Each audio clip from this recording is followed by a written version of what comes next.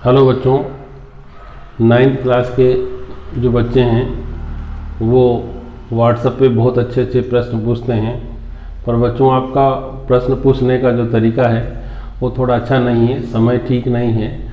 आप लोग यदि 11 से 4 के बीच में, दिन में 11 से 4 के बीच में प्रश्न पूछेंगे तो आपके सभी प्रश्नों का उत्तर हमारे शिक्षक साथी बहुत आसानी से दे सकेंगे। आपके प्रश्न मुझे बहुत अच्छे लगते हैं। सर कौन सी कापी बनाना है, क्या बनाना है। आप लोगों की वास्तव में पढ़ाई के प्रति बहुत ज़्यादा रुचि देखकर मुझे लग रहा है इस वर्ष 9th क्लास में बहुत अच्छे पढ़ने आए हैं बच्चे। अब मैं आप लोगों को अपना नया चैप्टर नंबर 9 जिसका नाम है बल तथा गति के नियम स्टार्ट करते हैं। देखिए चैप्टर अध्याय कौन सा है अपना, अध्याय 9, ठीक है ना। क्या नाम है उसका, बल तथा गति के नियम। गति के नियम इस चैप्टर का नाम है। इसमें बहुत अच्छे अच्छे प्रश्न हैं जो कि अपने दैनिक जीवन से जुड़े हुए हैं। आप यदि इनको पढ़ेंगे तो बहुत अच्छा लगेगा। सबसे पहले आप लोगों ने नाम सुना होगा, बल किसे कहते हैं। पहला प्रश्न नंबर 1 है बल किसे कहते हैं। तो बच्चों देखो बल की परिभाषा, बल किसे कहते हैं, ठीक है ना। बहुत महत्वपूर्ण प्रश्न है, इसके कई सारे उत्तर मैं आप लोगों को बताऊंगा। है इसका क्या लिखना है, मात्रक लिखो, ठीक है ना।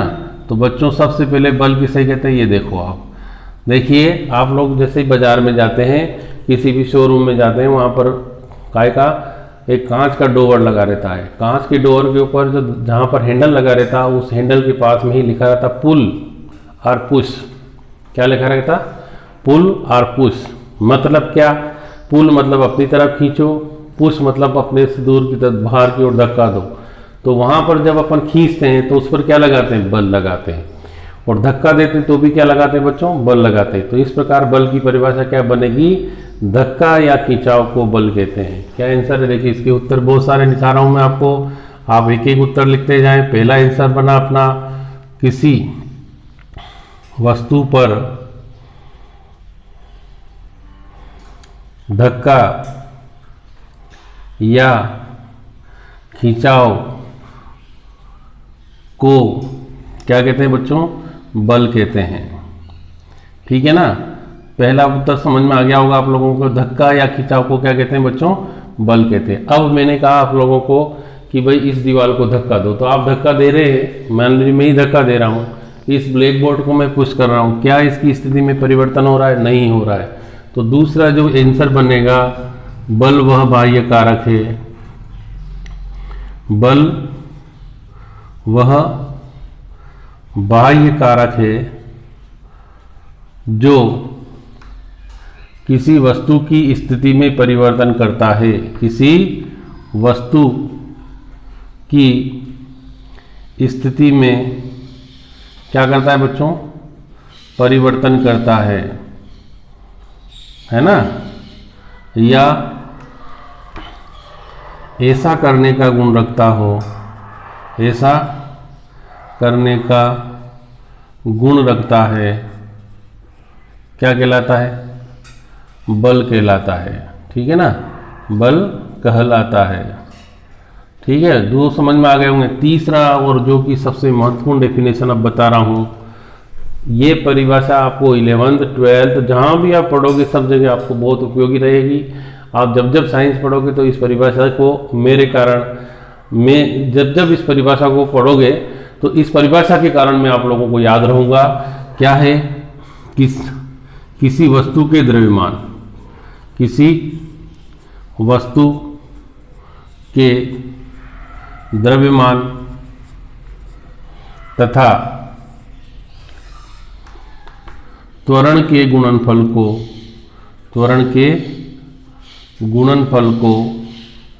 क्या कहते हैं बच्चों, बल कहते हैं। तो ये ऐसे मैंने 3 उत्तर बताए आपको एक ही प्रश्न के, जो भी आपको सबसे सरल लगे आप बोल सकते हैं। जो उत्तर बोलोगे, जिसके सामने बोलोगे, कोई नहीं कह सकता है गलत है। तो बच्चों F बराबर कितना है, द्रव्यमान गुणित त्वरण तो देखिए द्रव्यमान कितना, द्रव्यमान को अपने m से लिखा था, त्वरण को a से लिखा था। अब बल का मात्रक क्या है बच्चों, न्यूटन है ना, क्या है बच्चों, न्यूटन। तो बल का मात्रक न्यूटन है ना। तो ये सारा प्रश्न आपके सामने लिखा। बल किसे कहते हैं, किसी वस्तु पर लगाया गया धक्का, किसी वस्तु पर धक्का या खिंचाव को बल कहते हैं। दूसरा है बल वह बाह्य कारक है जो किसी वस्तु की स्थिति में परिवर्तन करता है या ऐसा करने का गुण रखता है। तीसरा मैंने आप लोगों को बताया क्या, कि किसी वस्तु के द्रव्यमान और त्वरण के गुणनफल को उसका क्या कहते हैं, उस पर लगाया गया बल कहते हैं। तो यहाँ पर आप तीनों के कोई सा भी उत्तर बोलोगे बिल्कुल करेक्ट है। इसके बाद अपना क्वेश्चन नंबर 2 आता है, उसका नाम है गति का प्रथम नियम लिखो तथा सिद्ध करो। क्या है प्रश्न नंबर 2, प्रश्न दूसरा देखिए आप, क्वेश्चन नंबर 2, न्यूटन की गति का दूसरा नियम लिखो, प्रथम नियम। न्यूटन की गति का प्रथम नियम का कौन सा नियम बच्चों, प्रथम नियम लिखो तथा सिद्ध करो, है ना, लिखो एवं सिद्ध करो है। अब प्रथम नियम क्या है देखो, जैसे मेरा घर है, ये दीवार है, ये यहीं खड़ी हुई है, कब तक खड़ी रहेगी, जब तक इस पर बाह्य बल न लगाया जाए। अपने घर के सामने मान लीजिए एक मोटरसाइकिल आकर खड़ी हो गई, वो कब तक खड़ी रहेगी, जब तक कि उसको उठा करके कोई भी वस्तु, कोई भी व्यक्ति दूसरे स्थान पर नहीं ले जाए।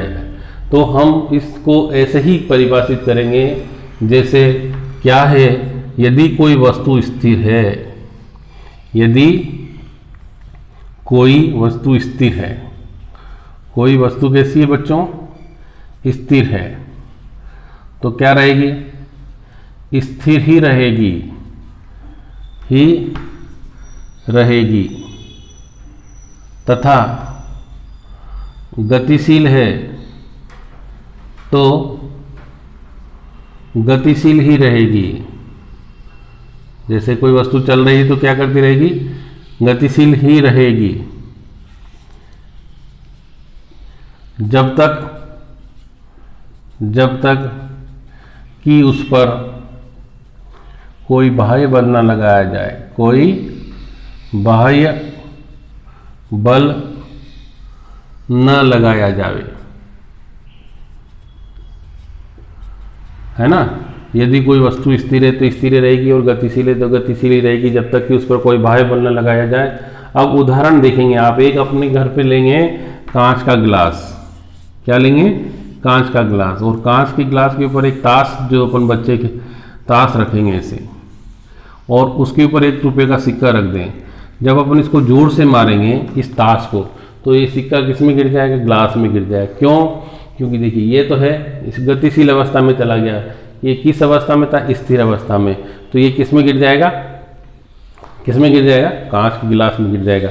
ऐसे ही अपन बस में बैठे हुए हैं और बस अचानक चल पड़ती है, बस में बैठे और बस क्या करती हो, अचानक चल देती है, तो उसमें बैठा हुआ यात्री पीछे की ओर गिर जाता है। क्यों गिर जाता है, तो इसका कारण है कि गति के प्रथम नियम के अनुसार उसका निचला सिरा तो किसके साथ, बस के साथ गति करने लग जाता है, परंतु ऊपरी सिरा जो है वो स्थिर अवस्था में रहता है, इसलिए पीछे की ओर। ऐसे ही और उदाहरण देखेंगे आप, जैसे आप लोगों ने देखा पके हुए पेड़ की फल की डाली को अपन जोर से हिलाते तो सारे फल नीचे गिर जाते हैं। जैसे अपन डाली को जोर से हिलाते हैं तो फल स्थिर अवस्था में रहते हैं, डाली गतिशील अवस्था में चली जाती है, और इस कारण से जो फल है वो नीचे गिर जाते हैं। धूल के भर एक और उदाहरण देखें कि जैसे आपने देखा होगा कि धूल से बहुत सारे वो अपन कंबल जो रहता है उसमें बहुत सारे धूल के कण आ जाते हैं, तो उसको छड़ी से पीटते हैं। तो छड़ी से पीटने पर क्या होगा, तो कंबल तो गतिशील अवस्था में चला जाएगा, परंतु धूल के कण स्थिर अवस्था में रह जाते हैं और वो उससे अलग हो जाते हैं। तो ऐसे बहुत सारे अन्य उदाहरण इस गति के प्रथम नियम के हैं, आप उनको पढ़ेंगे, नहीं समझ में आए तो फिर मेरे से बात करेंगे। अब अगला प्रश्न अपन बात करते हैं, संवेग किसे कहते हैं, फिर उसके बाद दूसरा नियम। अगला प्रश्न क्या है बच्चों, संवेग किसे कहते हैं, इसका मात्रक लिखो। प्रश्न नंबर 3 इस चैप्टर का, संवेग किसे कहते हैं, है ना। क्या बोल रहा हूं मैं, संवेग किसे कहते हैं, किसे कहते हैं, इसका है क्या लिखो, इसका मात्रक लिखो, इसका मात्रक लिखो। अब देखिए बच्चों, संवेग की परिभाषा है ना। अब यहां से अपन क्या करेंगे, संवेग की परिभाषा, किसी वस्तु के द्रव्यमान, किसी वस्तु के कौन सा द्रव्यमान तथा क्या बोलता है एक और वेग के गुणनफल को, के गुणनफल को क्या कहते हैं बच्चों, वस्तु का संवेग कहते हैं। वेग के गुणनफल को वस्तु का क्या कहते हैं, संवेग कहते हैं ना, संवेग कहते हैं। इसे काय से दर्शाया जाता है, इसे P द्वारा दर्शाया जाता है, P द्वारा दर्शाया जाता है ना। अब माना, नीचे से पैराग्राफ चेंज करके लिए, माना किसी वस्तु का द्रव्यमान, किसी वस्तु का क्या बोला मैं, द्रव्यमान कितना है, स्मॉल m है, तथा वेग v है। ठीक है, तो संवेग को अपन ने लिखा था P बराबर के साथ द्रव्यमान, द्रव्यमान कितना है m गुणित वेग v, इन दोनों के गुणनफल को बोला था। तो देखो P बराबर कितना आ गया, mv। अगर अपन मात्रक निकालेंगे तो कैसा आएगा बच्चों, P बराबर द्रव्यमान को काय में नापते हैं, किलोग्राम नापते हैं ना, गुणित वेग का मात्रक क्या, मीटर प्रति सेकंड है ना। तो इसको अगर इंग्लिश में लिख देंगे, किलोग्राम मीटर प्रति सेकंड इसका मात्रक हो गया। संवेग किसे कहते हैं, तो द्रव्यमान और वेग के गुणनफल को वस्तु का संवेग कहते हैं। अब अगला प्रश्न जो कि बहुत इंपॉर्टेंट है, ये वास्तव में सब बच्चों को याद करना चाहिए, ये जरूर परीक्षा में आता है। क्या है, गति का दूसरा नियम लिखो तथा सिद्ध करो कि F बराबर m है। क्या है, गति का दूसरा नियम लिखो, न्यूटन की गति का दूसरा नियम लिखो, है गति का द्वितीय नियम है ना, नियम लिखो तथा सिद्ध करो कि, तथा सिद्ध करो कि, क्या सिद्ध करना है बच्चों, F बराबर m है ना।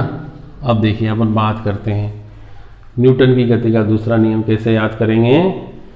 ये जो चिन्ह है ये परिवर्तन को बताता है दो समान राशियों का। जैसे मान लीजिए मेरा द्रव्यमान 100 kg और किसी एक अन्य का द्रव्यमान 50 kg, तो हम दोनों के द्रव्यमान में अंतर 100 माइनस 50, मतलब कितना अंतर है, 50। ये दो समान राशियों का अंतर हो गया। इस पेन की लंबाई 10 सेंटीमीटर, ढक्कन की लंबाई 2 सेंटीमीटर, दोनों में अंतर, तो यहाँ लंबाई को del L, L1 minus L2, ऐसे अपन दो समान राशियों के अंतर को अपन डेल से लिखते हैं। डेल वर्ड है ये, इसको बोलते हैं डेल, क्या बोलते हैं इसे, डेल। ठीक है ना।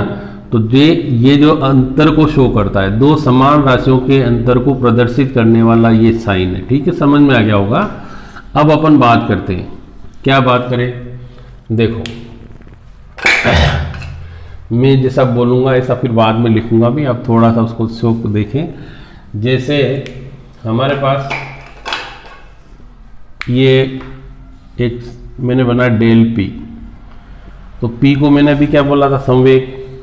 तो किसी वस्तु के संवेग में परिवर्तन क्या बोलेंगे, तो लिखते भी जाएं उत्तर, है ना। उत्तर कैसे लिखेंगे, द्वितीय नियम का।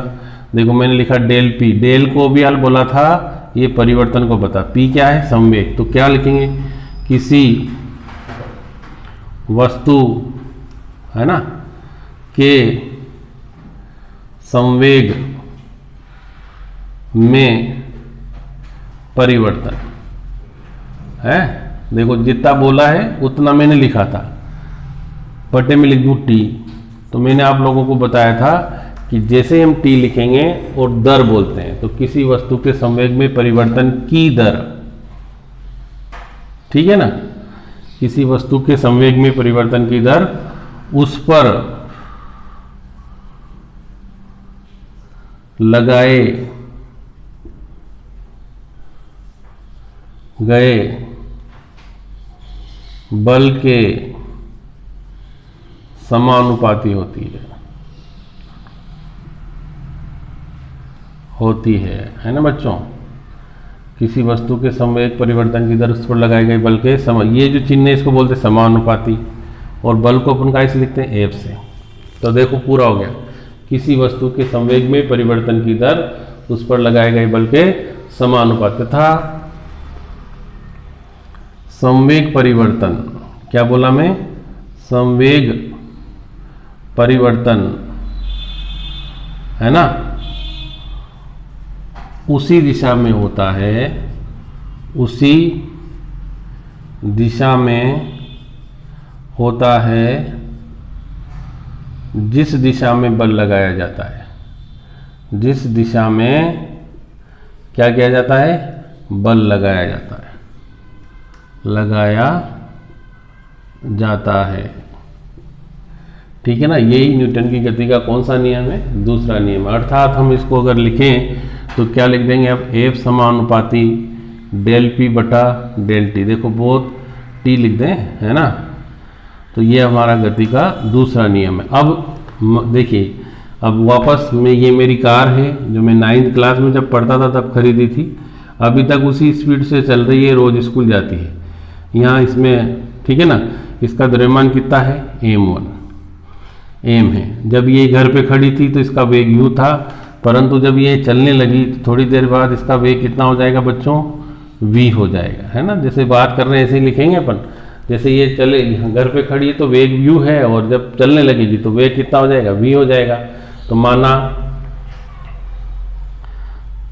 कोई वस्तु है, तो का द्रव्यमान कितना है बच्चों, m, तथा प्रारंभिक वेग है ना कितना है, u। तब प्रारंभिक, मेरे से मिस्टेक हो गया था अभी, प्रारंभिक ऐसे संवेग p1 बराबर कितना, mu। अंतिम संवेग बोलो, p2 बराबर कितना, mv। डेल p बराबर कितना आ जाएगा, p2 माइनस, तो डेल p बराबर mv माइनस, तो डेल p बराबर m कॉमन ले लेंगे, v माइनस। ठीक समझ में आया, ठीक है ना, सबको समझ में आ रहा होगा। अब ये मेरी कार यहाँ से भगा देता हूँ, यहाँ लिखूंगा आपके सामने। अब यहाँ गति के द्वितीय नियम से, क्या द्वितीय नियम बोलो, अभी हाल पढ़ाया था मैंने, एफ समानुपाती डेल पी बटा टी, ये लिख रखा देखो। तो एफ समानुपाती मान रख दें यहाँ v माइनस यू बटा टी। अब ये v माइनस यू क्या है बच्चों, वेग है, तो इसको अपन डेल v बराबर कितना लिख सकते हैं, v माइनस, मैंने भी हाल कहा था दो समान राशियों के अंतर को अपन डेल से निरूपित करते हैं। तो एफ समानुपाती m कितना गया, डेल v बटा टी। अब यहाँ देखिए आप, एफ समानुपाती m को अलग कर लें और डेल v बटा टी को अपन एक कॉपी में, एक कोष्टक में लिख दें। मैंने आप लोगों को अगले इससे पहले वाले चैप्टर में पढ़ाया था संवेग किसे कहते हैं, सॉरी त्वरण किसे कहते हैं। तो वहाँ बोला था मैं वेग परिवर्तन की दर को, देखिए ये वेग में बटे में फिर टी आ गया तो दर बोलना ही है। तो डेल v अपन टी को अपन क्या बोलते हैं, त्वरण बोलते हैं। तो कितना गया, एफ समानुपाती एम ए, या एफ बराबर के एम ए, ठीक है, या एफ बराबर के का मान सभी पद्धतियों में 1 होता है, इसलिए अपन के बराबर 1, तो एफ बराबर कितना गया, एम ए। यही न्यूटन की गति का कौन सा नियम है, सेकंड नियम है। इसके बाद अगला जो है आप लोगों को गति का तीसरा नियम पढ़ना है ना, और उसमें सिद्ध नहीं करना है, केवल लिखना है। देखो बहुत सारे लोग हैं, तृतीय नियम है ना, तीसरा नियम, गति का तीसरा नियम लिखो, न्यूटन की गति का तीसरा नियम लिखो। तो बच्चों बहुत सरल है, जैसे आप लोगों को एक छोटा सा एग्जाम्पल बताते हैं। ये टेबल है, इस टेबल पर आप बैठ गए या आपने एक बुक रख दी या कोई वस्तु रख दी ऐसे, तो ये नीचे की ओर बल लगाएगा, उसका मान होगा F12। तो ये जो टेबल है इसके ऊपर बल लगाएगी F21, दोनों की दिशा अपोजिट है ना। तो देखिए इसको यदि यहाँ से देखेंगे तो प्रत्येक क्रिया की बराबर तथा विपरीत प्रतिक्रिया होती। जैसे मैंने दीवार को जोर से धक्का दिया तो दीवार ने भी मुझे उतने ही जोर से धक्का दिया। मैं आगे चल रहा हूं तो पृथ्वी को पीछे की ओर दबा रहा हूं, पृथ्वी भी मुझे आगे की ओर दबाई। सबसे बड़ा एग्जाम्पल, आप कभी कभी नाव पर बैठे, मान लीजिए नाव नदी में खड़ी है, तो क्या होगा, नाव से जब आप किनारा पर कूदेंगे तो नाव उतने ही वेग से पीछे की ओर जाएगी जितने वेग से आप आगे की ओर जाओगे। एक और एग्जाम्पल, जब बंदूक चलाता है व्यक्ति तो बंदूक को ऐसे अपने नाक की तरफ नहीं रखता, वो कंधे पर यहाँ ताकत से पकड़कर फिर फायर करता है, क्योंकि जब गोली उससे बाहर की ओर निकलेगी तो जितने वेग से गोली आगे की ओर निकलेगी उस पर प्रतिक्रिया बल पीछे की ओर उतने ही वेग से लगेगा। तो अब हम तीसरे नियम के बारे में बहुत अच्छे से जान गए हैं। क्या लिखेंगे, प्रत्येक क्रिया की बराबर तथा विपरीत प्रतिक्रिया होती है।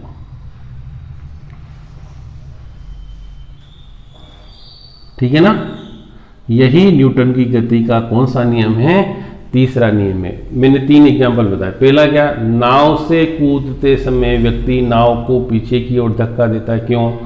और सबसे बड़ा एग्जाम्पल, जैसे मान लीजिए 2 बच्चे एक रस्सी को खींच रहे हैं और बीच में से रस्सी टूट जाए तो क्या क्या, दोनों गिर जाएंगे।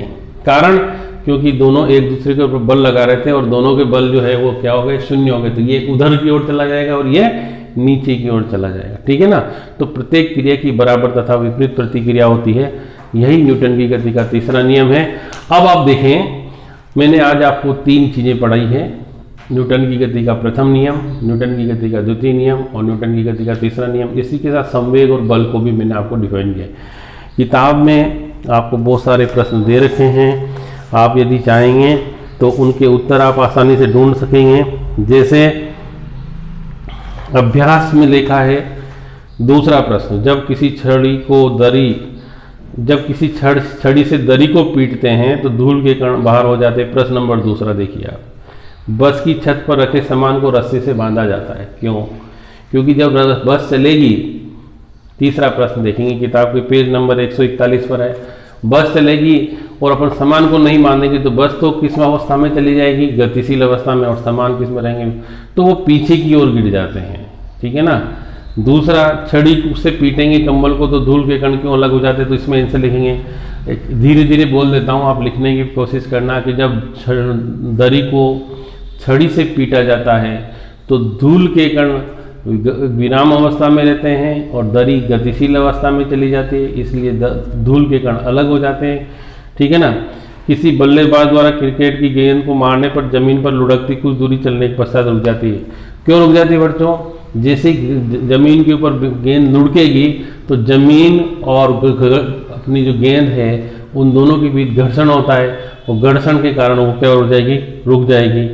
ठीक है ना। चौथे का आंसर ऐसा लिख देंगे, बल्लेबाज ने गेंद को पर्याप्त वेट से हिट नहीं किया, ये इसके आंसर देखेंगे। और मैं आपको प्रश्न के उत्तर बता दूंगा। आपको यदि मेरे वीडियो पसंद आए तो मेरे वीडियो को लाइक करें, मेरे चैनल को सब्सक्राइब करें, और यदि आपको कुछ ऐसा लगे कि मैं और अच्छे से करूं, पढ़ाने की कोशिश करूं, तो मुझे अपना अमूल्य सुझाव दें। Thank you, have a nice day.